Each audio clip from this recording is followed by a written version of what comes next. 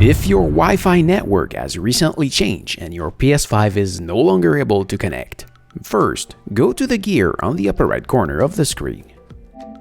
Then on Network, Settings, and Set up Internet Connection. Wait a moment. You should see your network with a fail note on the right.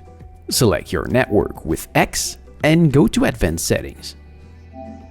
Then go down to Password and enter your new password using the keyboard.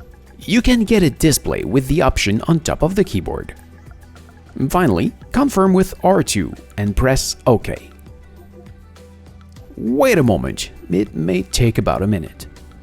And you're finally logged in.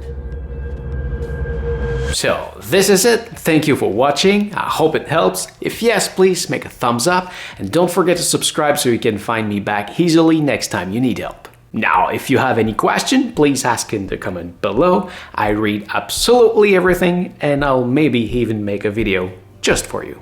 Finally, that video was free, so yes, I accept donation. Thank you very much in advance. Take care, and I hope to see you again, maybe on my main channel.